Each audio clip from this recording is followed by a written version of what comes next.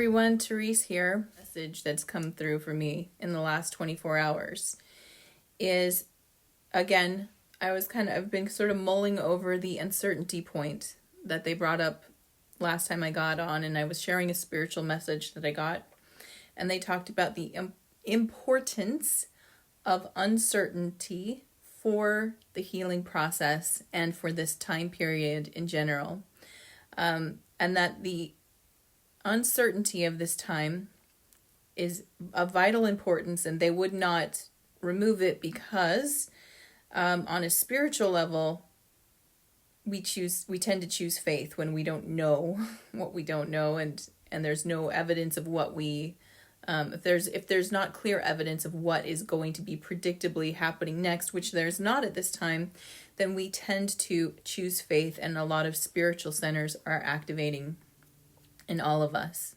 So that point I've been mulling over and thinking about and talking to my team about the uncertainty period and how it's very important for us to be in this place so that we choose individually. Again, we choose the meaning, and we start thinking of our individual future. Since the collective future is also unclear to us, we get to really do a little self-examination, and think about our own lives differently. And they explained to me that this is very much a point about mortality that humanity needed to understand, because we lose this a lot. We remember it in times of crisis like this, mortality, but we tend to, I don't mean forget, but the word isn't quite there. It's like, in times when things feel safe or easy, we assume a lot about how long we'll be here or how much time we have. We make the assumption, we make a big time periods like this get us back in touch with mortality.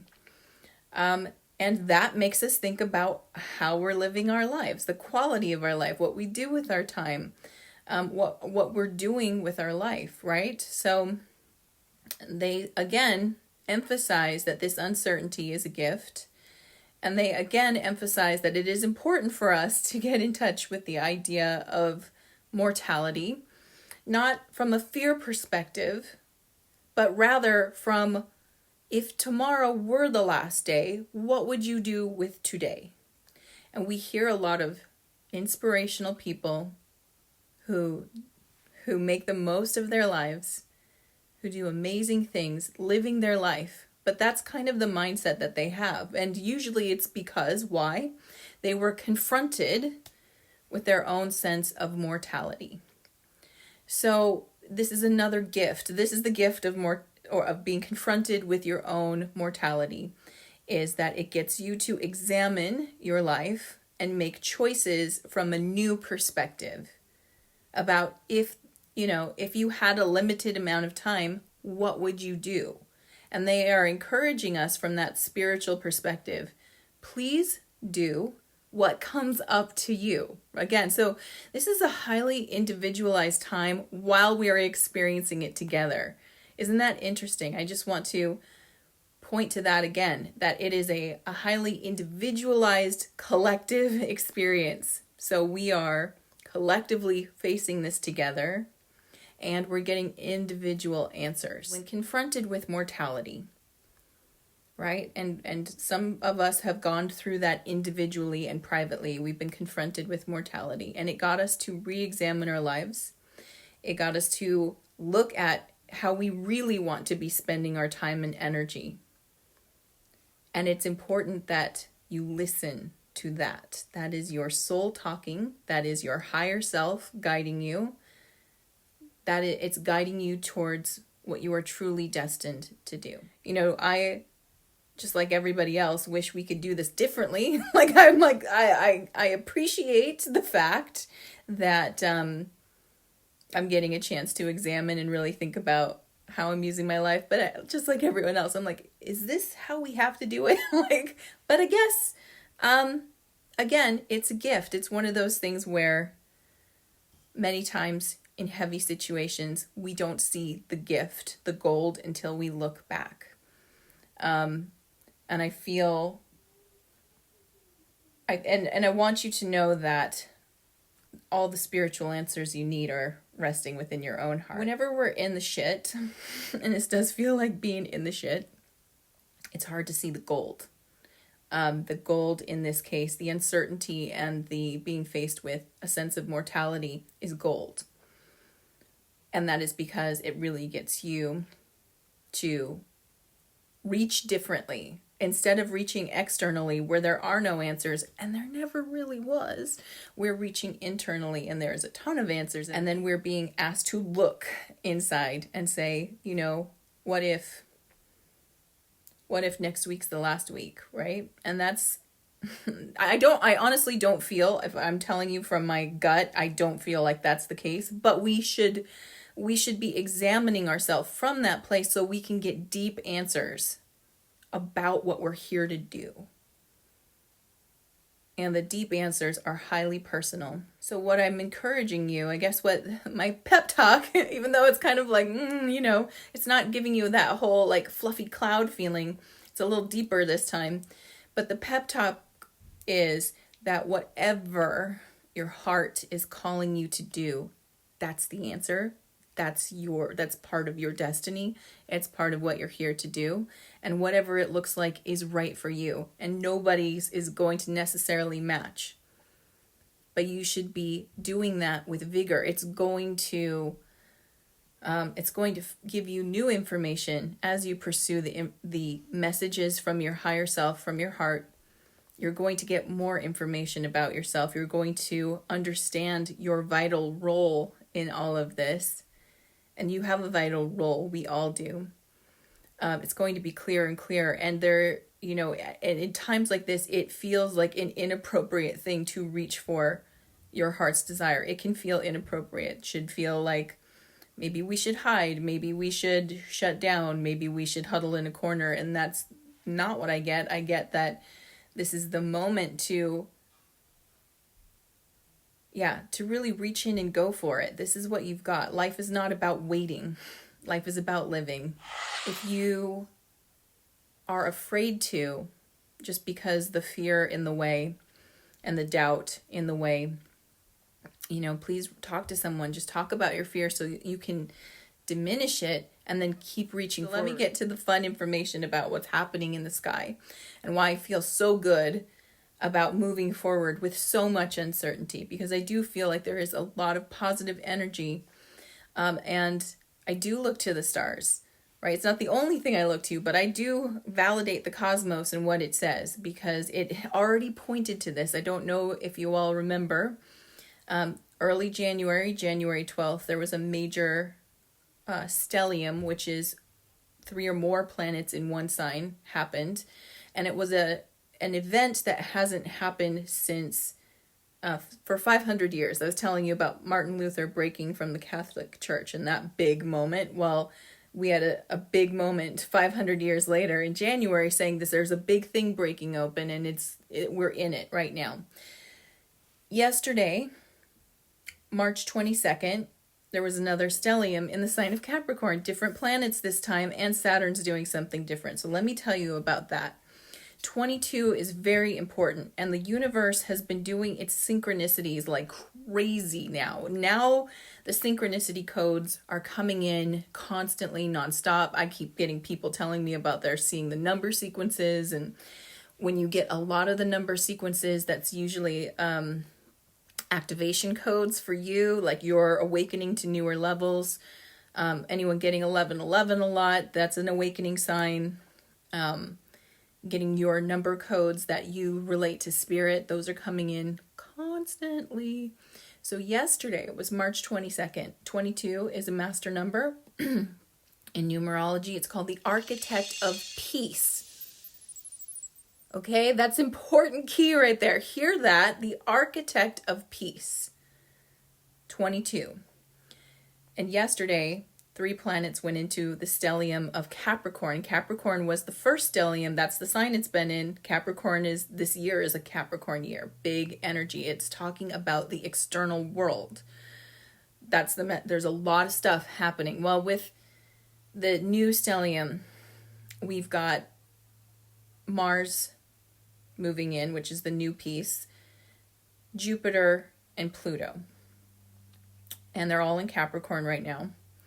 And Mars is all about taking action, getting the divine action. Like, what is it I'm supposed to be doing? Jupiter is a benefic planet. It's one of the most positive planets in our solar system that brings positive messages of joy, expansion, liberation, freedom, higher consciousness. Is all connected to Jupiter. And then Pluto, which is about power structures, empowerment. So there's a lot about power, joy, and action coming into play on the architect of peace. So I do believe that is a synchronicity key that's telling us about the peace architecture moving into place. That's one. Two, Saturn quietly moved into Aquarius.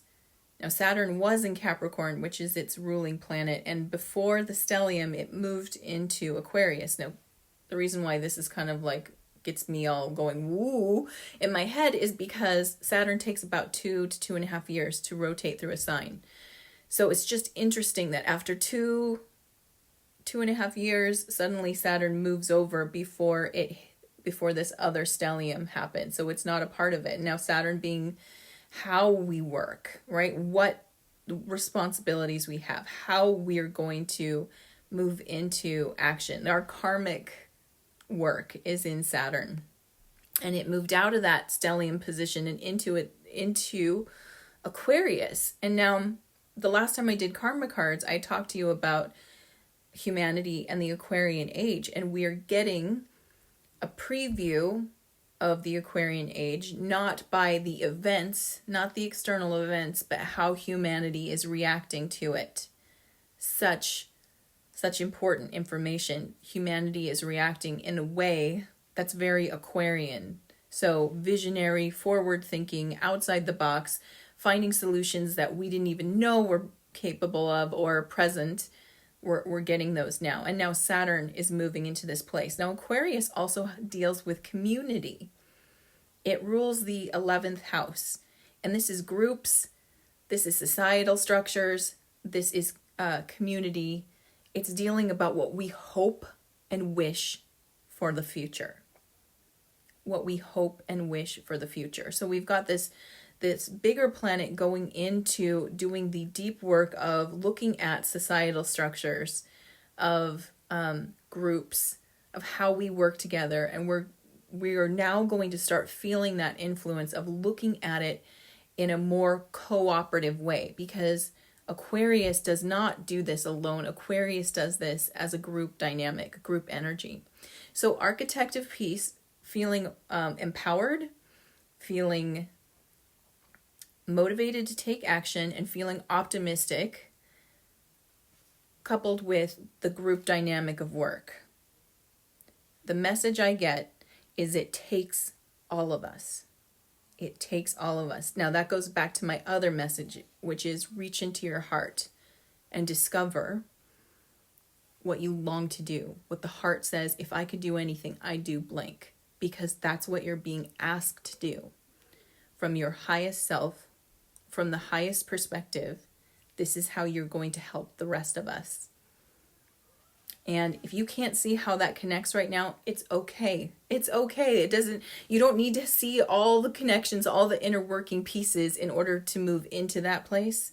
It's more important that you get it for you, what you're here to do, and then move into that place as you can. You might get, I'm here to be with my family. I'm here to fully support and be present with my kids.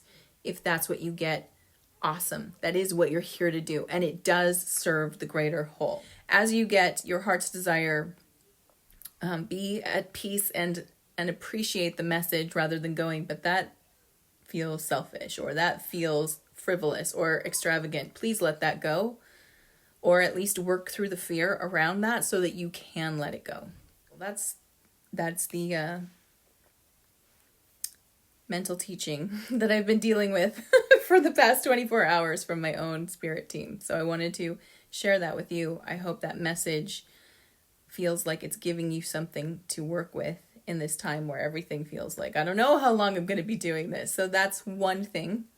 that we can do. You've been called to be of service to the whole of humanity in some way. And here's some easy ways that we can be in service to the whole of humanity while doing our day-to-day lives. So it's almost like we're doing it as like secret agent ninjas. So you're feeling called to be of service to humanity. Maybe you're not sure how to do it, and maybe you're not sure when you're going to get time to do it. Here are a couple ways you can do it right now. Number one, the more people who are in a higher frequency, the more we attract that higher frequency for everyone. I'll say that again. The more people, the more of us vibrating at higher frequencies, the more we attract it for the whole. So that the good news there is that not everybody has to be vibrating at the highest frequency to get the benefit of vibrating at a high frequency. We just need enough people doing it of their own accord. So here's a way that you can do it. It's going to seem really simple. All of these are going to seem really simple. Trust the simplicity. Trust the effectiveness. Number one, repeat after me until you feel the shift, and you will. And it might take longer than I say it, or it might go faster than how long it takes me. But we're going to do the practice right now. We're going to practice raising our frequency. So just take a second to center yourself. And repeat after me. Raise my frequency. Raise my frequency. Raise my frequency. Raise my frequency. Raise my frequency. Now, as you're saying this, and I would encourage you to continue until you feel this, you'll start to feel a sense of like something kind of moving up the back of your spine or back of your neck, and you'll just kind of feel like a heightened awareness. You'll start to feel the room. You can have your eyes closed or open, doesn't matter. You'll start to feel the space. And here's what's happening is you're sending out that electromagnetic field higher and wider. And you keep repeating that until you feel yourself in this space. Now, this one it's twofold. It's good for you personally. So when you feel overwhelmed, stressed out, anxious, fearful, and you are aware of it and you're wanting to shift your frequency, you can intend and say that to activate it, to get it to happen. Second effect, as you do it, you affect those around you. Direct in your vicinity, you affect the home that you're in, the building that you're in. And you can do this anywhere. You don't have to stand there and close your eyes. I've done this while pushing a shopping cart. I like to say it out loud because it helps me ground it a little to hear it. But you can think it, and I'll be going around the grocery store, just raise my frequency, raise my frequency. And I'm sure I look crazy. I don't care. I'm raising frequency. So it benefits me and it benefits the environment. So that's one way that you can directly, positively affect humanity at this time. First starts with you, goes out to your space, goes out to all around you. And the more of us that are doing this continuously, right? Brushing our teeth, raise my frequency, right? Cutting apples, raise my frequency. The more that we do this, it seems so small, but it's not. It's big. It's a big deal. And words are frequency. So as we ask to raise it, we are raising it, right? So that's one thing you can do that has a direct impact on humanity. And nobody knows. You don't have to put yourself out there. You're just doing your own thing, raising frequency. Number 2 is intending protection and healing for others. So, and this one, again, you don't need to stop. You can be doing something. And as you notice people randomly, you bless them, right? You're like, protect and heal, protect and heal, protect this person. I like to do this one while I'm driving. I wish you safety. I say that all the time. One of the products I've made is a car charm that's about protection for the car. And because of that, baby, and because of how many times, it's been in my car for so long, but anytime I see it move, I instantly go into I am protected, they are protected, all is well. And so I use that visual cue to remind me to ask for protection for all people on the road.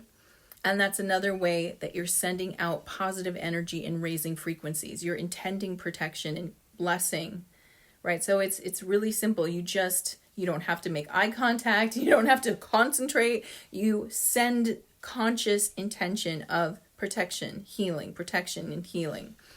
So I'll be driving down the road. It's like, how many cars can you hit? Like pretty soon you become like this Jedi master where you're just like protection, protection, protection, as you're driving.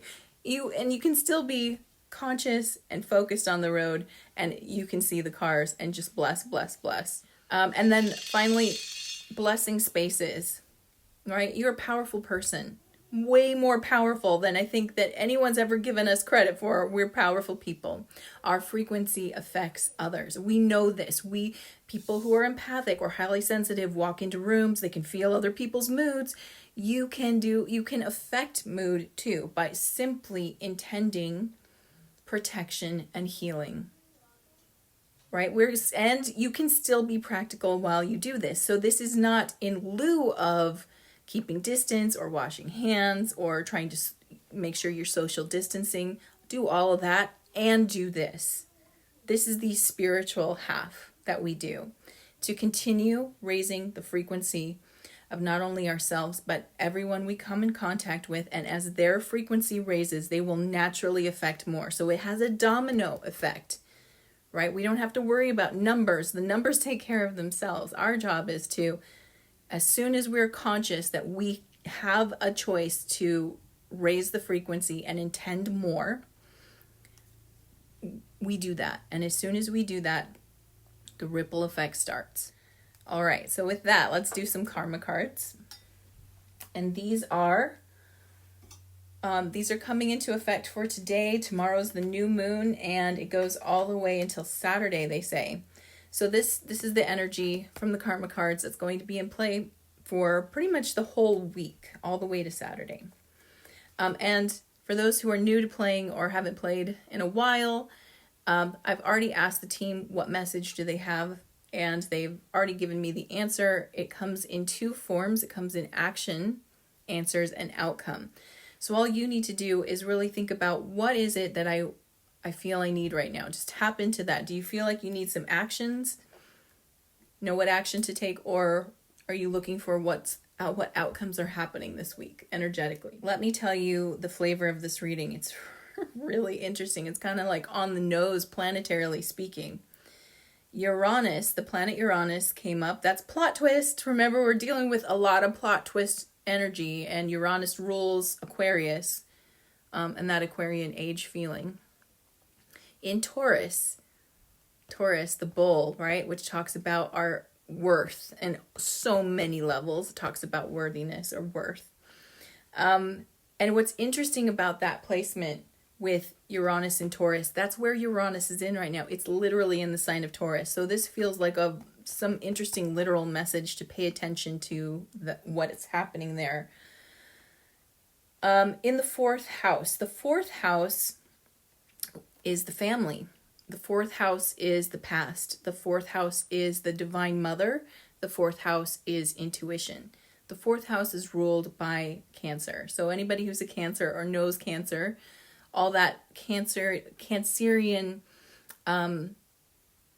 like the nurturing, the deep wisdom, the deep intuition, the spot on knowing. Cancer is considered the most psychic of the signs.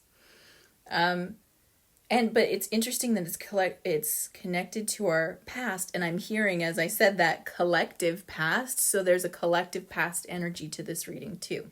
So for those who are choosing red or action, here are your actions with Uranus and Taurus in the fourth house of our collective past. Spiritual action. Stir up the situation by using your beliefs to do as you did in the past.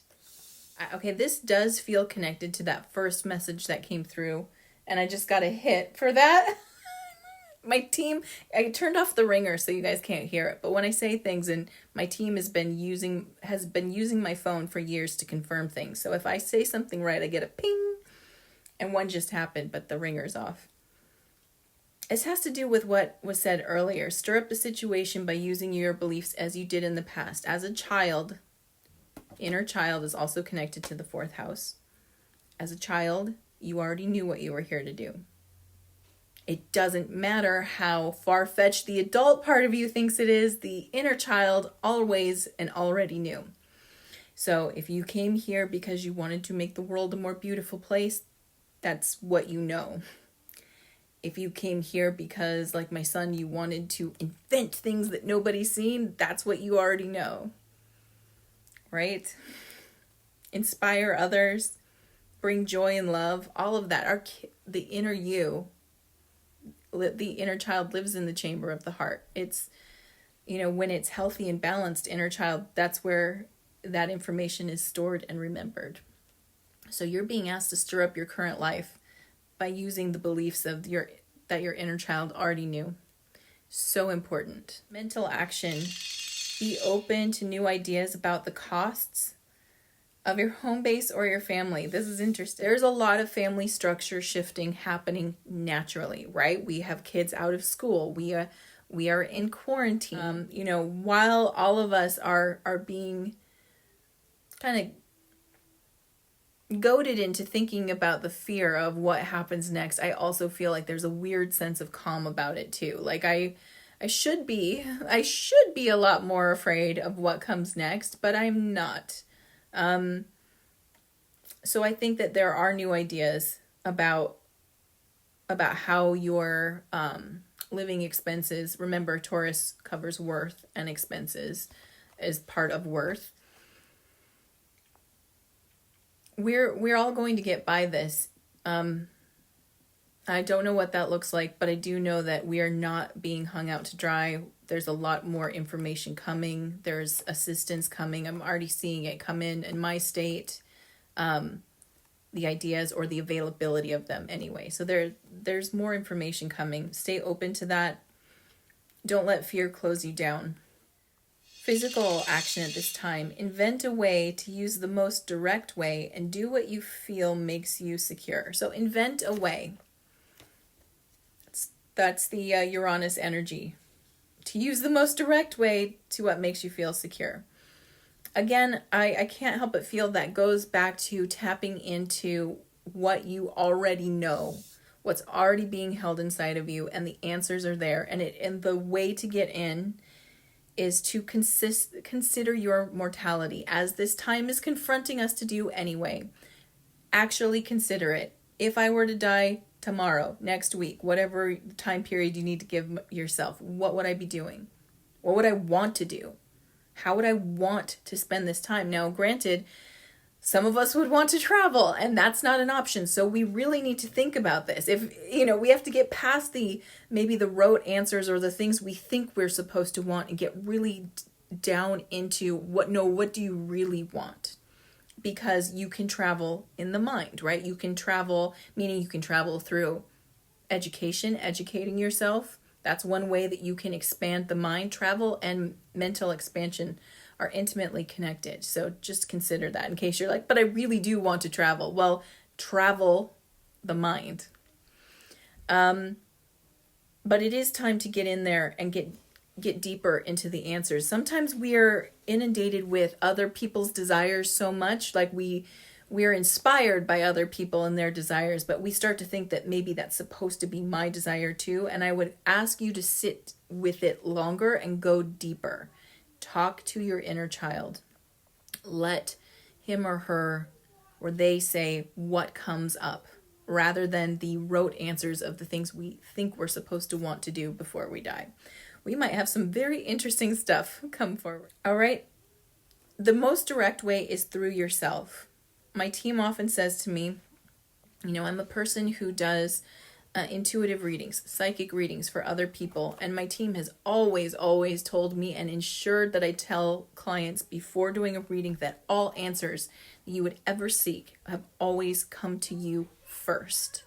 All right. So I am not getting, as an intuitive, as a psychic, I do not get personal information for people that they did not already receive for themselves. The most direct way is to go within. Okay. So, and this is that discernment period that I was talking about as well, where answers are really and truly within you. Nobody is excluded from this, by the way. Every single person is tapped into something completely mystical. It's part of your makeup. You're tapped into something deeply powerful and spiritual. The answers do lie within you. If you feel like you're not getting them, you need to be with it longer. Some emotional stuff might have to be worked through a little bit to get the answer, but damn it, the answer is in there. So whenever I read for someone, I am confirming what they already know. Sometimes that makes them feel very happy. Other times it makes them feel pissed off because they weren't ready to deal with that, right? They wanted it to be something else. And that's usually when we go to other people for any kind of intuitive counsel, because we already get the answer and it's hitting us over the head on repeat, and we're really just kind of looking for another route, or we're looking to get someone say, no, that's not it.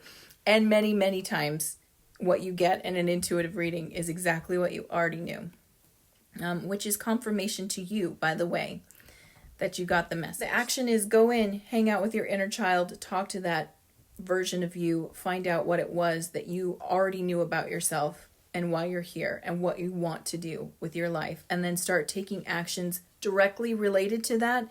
That will create that sense of security. You know, the quest is an individual journey, but the collective is doing this together, okay? So that's something that's one of the spiritual paradoxes of our time, is that we're all in this together and we're all going on the hero's journey inner quest at the same time. So even though the answers we get are highly individualized, you can know you're not truly alone. We're together doing individual quests, okay?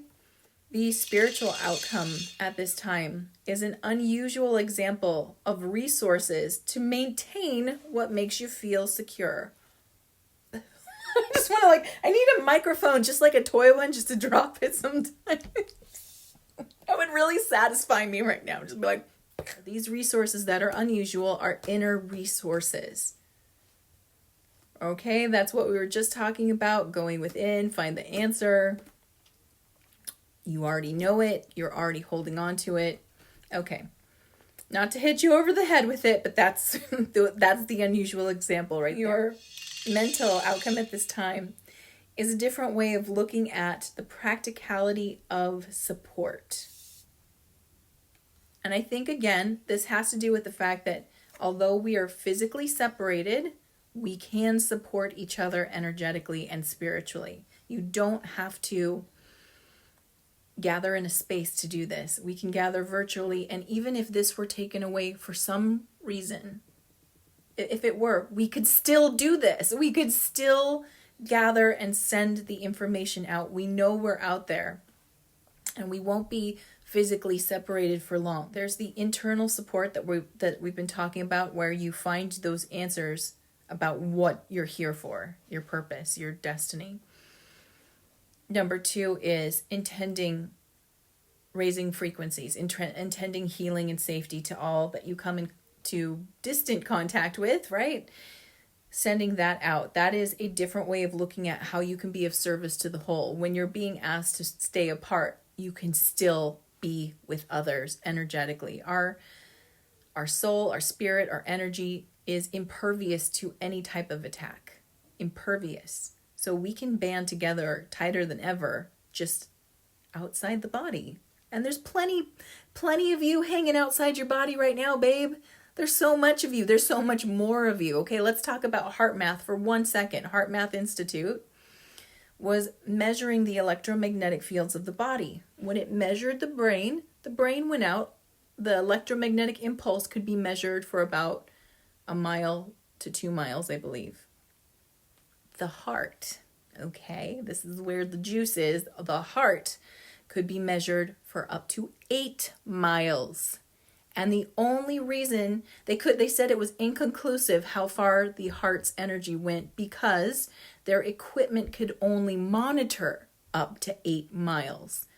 So they hypothesize that the heart's energetic field is infinite. And then you get the stories about people who are around the world from each other, who can feel each other, who can sense things and send things to one another. And so therefore, that's what I want to let you know, is that just because you're walking around in a carbon body does not mean you're just in that body. You are around that body. You are way bigger than you can even understand, and your electromagnetic impulse can go way further than perhaps you realized. You have a dynamic impact on the world, which is why sending out that energy of support, raise my frequency, right? Sending out that let all who feel this be healed. I pray for healing. I pray for ease. I pray for grace for all sentient life. Saying that, you're sending that out on your own bioelectromagnetic field. You're rippling and radiating that out. That is powerful.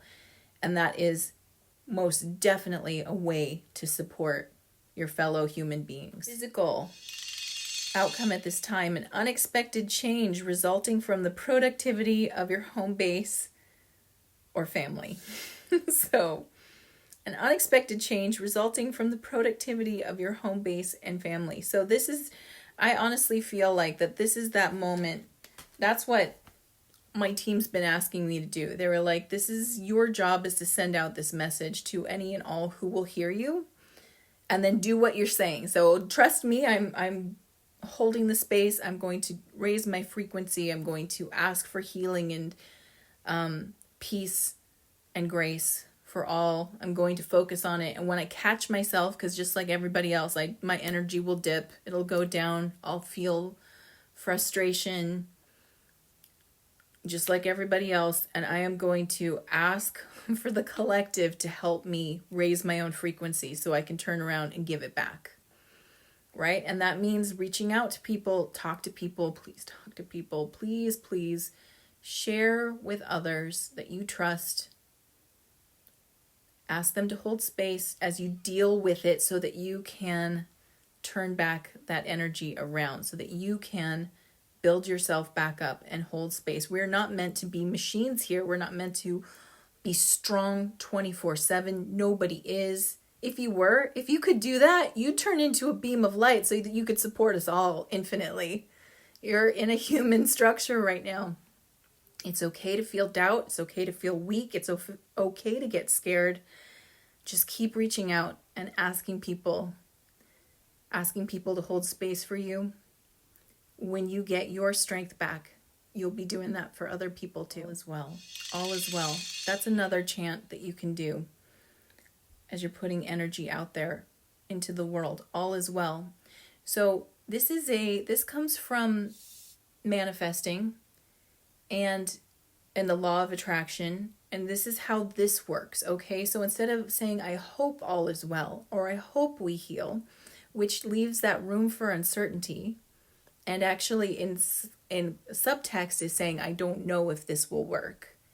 Instead, we make a definitive statement, and we intend that it already has worked. So by saying, all is well, or you are healed, all is well, as the healer, as the one holding the space, what we're doing is we're not going in and saying, I am healing you. No, they are healed.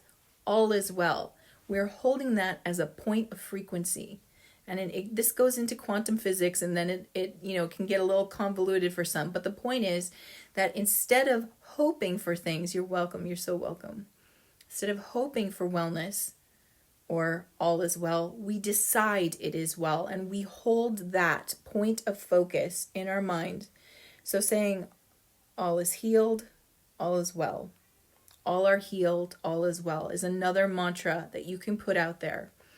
And it's like you're focusing at a future point, right? Because many timelines, many outcomes all coexist in an uncertain future. So pointing at what it is that you desire and stating it as if it has already begun, it's already in play, you are drawing that reality into this one. Now I'm being pulled to talk about healing. I hope you guys don't mind this is getting long, but I hope this is helpful. Healing from an energetic standpoint. Healing from an energetic standpoint, if you're offering healing to one another, which is great, let's talk about what's really happening here. The healer is actually not doing the healing. It might seem a weird statement to say that the healer is not doing the healing. No, the healer holds the space and the potential for healing to occur. We heal ourselves. We heal ourselves. That's the truth. Human beings are miraculous. We do things that we are only starting to like comprehend the amazing features of humanity. And again, this is not limited to some. It wasn't gifted to a couple. It's to all, is healing. You can heal yourself. This doesn't mean you won't use things to help you heal. And by God, please don't hear me like, you don't need anything. Just heal yourself. No. So practicality can always be a part of this. We're talking purely energetics here, okay? But when you go to someone for healing, it's not the healer that heals you. It's you. What the healer does is the healer creates the space, the possibility, the probability. They hold the timeline for which you do this for yourself. And it's almost like what happens is being in the space of somebody else who believes so deeply in your healing, you then heal because you get into that headspace too. So that is why healers are important, and it's the holding space for one another that really does the trick. I don't think we're ever going to like not need people to do that. We will always need someone for counsel, someone to help validate. We will always need people holding the space for us. But what we also want to hold is the capacity and the power within. So that's called claiming back sovereignty, an understanding of just who you really are, just how powerful you really are. We will always need support because we're a collective. We came here together. We want to be together. Humanity's greatest desire is to come together. When we are together, we feel who we are. So again, I'm not saying that healers or physicians or anyone else is unnecessary. They're vital. What we need to understand is how healing truly works. And on an energetic level, healing is your power.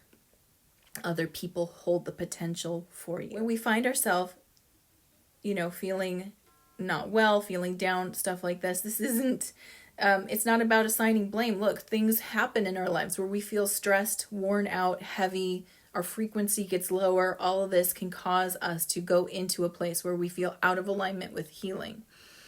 And this is where, again, the group dynamic, humanity can come in and hold the space for you to help heal, right? So I feel really empowered to share with you that you should just know, please know that you are an incredible individual, that we all are, that we have these new, this new awareness. A lot of people are just coming online to this as well, meaning they're just waking up to the fact that this might be possible.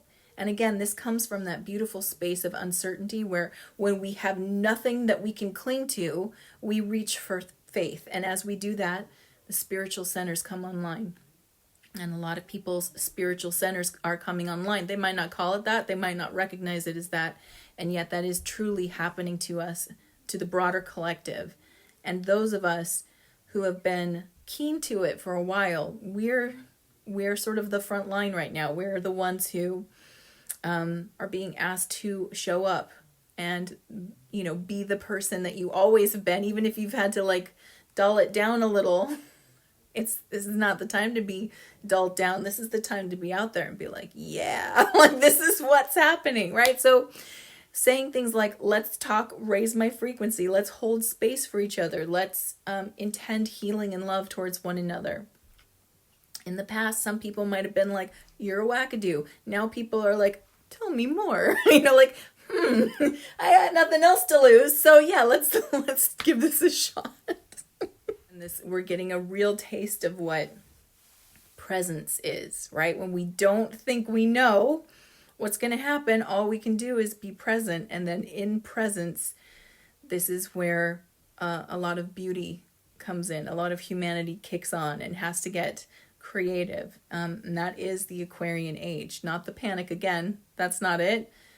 The the awareness, the presence, the creativity, the inventiveness. That's the Aquarian age. Okay, so I'm sending you so much love and light. I hope these talks have been helpful. Go spread some of that beautiful love that you're walking around with. Go help the collective, and know that you're in my heart every day. All right, I love you. Bye. Thank you for watching. Subscribe now and hit the notification bell so that you know the next time I release a new video. Until then, stay magical.